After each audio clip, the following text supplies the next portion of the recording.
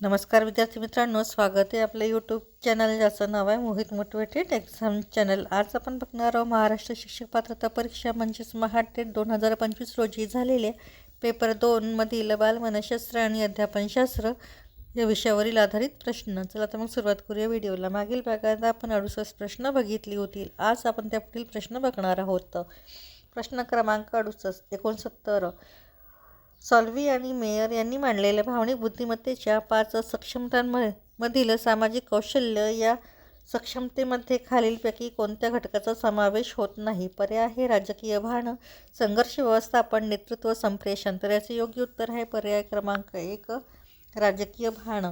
प्रश्न क्रमांक 70। एखादा विद्यार्थी परीक्षेत नापास होतो पण तो क्रिकेटमध्ये नेत्रदीपक यश मिळवितो, हे उदाहरण खालीलपैकी कोणत्या मानसिक संरक्षण यंत्रणेचे आहे? पर्याय आहे प्रक्षेपण, प्रतिपूरण, तादात्म्य, नकारात्मकता। तर याचे योग्य उत्तर आहे पर्याय क्रमांक 2 प्रतिपूरण। प्रश्न क्रमांक 71। रॉबर्ट गॅग्ने यांनी अध्ययनविषयक मानसशास्त्रातील तत्त्वे प्रस्थापित करताना अध्ययनाचे 8 प्रकार मांडून त्याचे स्तर निश्चित केले। एका स्तराचे अध्ययन झाल्याशिवाय वरच्या स्तरावरच्या अध्ययनाकडे जाता येत नाही। त्यानुसार संकेत अध्ययनानंतर खालीलपैकी कोणता स्तर येतो? पर्याय आहे शृंखला अध्ययन, शब्दसाहचर्य अध्ययन, उद्दीपक प्रतिपाद अध्ययन, गुणित भेदाभेदन अध्ययन। तर याचे योग्य उत्तर आहे पर्याय क्रमांक 3 उद्दीपक प्रतिसाद अध्ययन। प्रश्न क्रमांक 72।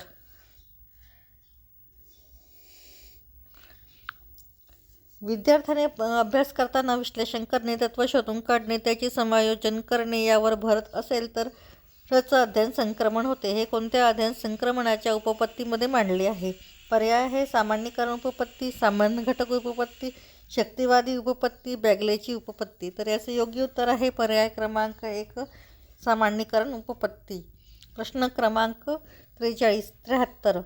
मुलांच्या बोधात्मक विकासाच्या बाबतीत मुलांच्या विकासातील विचार व भाषा यावर आधारित सिद्धांत रिकामी जागा यांनी मांडून बोधात्मक विकासात सामाजिक आंतरक्रियांचा मोठा वाटा असून आंतरक्रिया जशा कृतीतून तशा संभाषणातूनही घडतात असे मत मांडले। पर्याय आहे पियाजे, आसुबेल, ब्रुनर, वायगोट्स्की।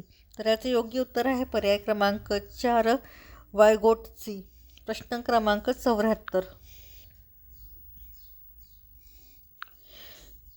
कोणत्याही विषयाचा जो भाग शिकवायचा आहे त्याचे पृथक्करण करून ज्ञानाचे लहान लहान पायऱ्यांमध्ये विभाजन करून प्रश्न उत्तर विचारणे हे खालीलपैकी कोणत्या अध्ययन पद्धतीत येते? पर्याय आहे क्रमणवित, सामूहिक, समवाय, चर्चा।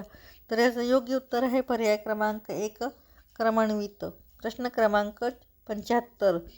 शाळेतील वर्गामध्ये श्रेष्ठ पुरुषांचे चित्रे, उद्बोधक, सुभाषिते व संत वचने लावून त्यांच्या कथा विद्यार्थ्यांना सांगणे इत्यादी गोष्टी खालीलपैकी कोणत्या पाठात अंतर्भूत आहे? पर्याय आहे भावग्रहण, कौशल्य, नीती, माहितीपर। तर याचं योग्य उत्तर आहे पर्याय क्रमांक 3 नीती। प्रश्न क्रमांक 76। खालील अध्यापन तंत्रातील शिक्षक व्यक्तिमत्व संदर्भात काही विधाने दिली आहेत, त्यापैकी कोणते विधान असत्य आहे? विधान आहे शिक्षकांचा व्यासंग, अध्यापन पद्धतीवरील प्रभुत्व, अध्यापन प्रक्रियेचे सर्वांगीण ज्ञान, नवनवीन विचार प्रवाहांची व तंत्रांची ओळख या सर्व घटकांचा विद्यार्थ्यांच्या शिक्षणावर मोठा परिणाम होतो। दुसरं, विद्यार्थ्यांच्या मनात विषयाबद्दल आवश्यक त्या अभिवृत्ती व अभिरुची निर्माण करण्याचे कार्य शिक्षक करतात। तिसरं, विद्यार्थ्यांमध्ये शिक्षणासंबंधी उत्साह व आवड निर्माण होण्यासाठी शिक्षकाचा स्वतःचा उत्साह गौण ठरतो।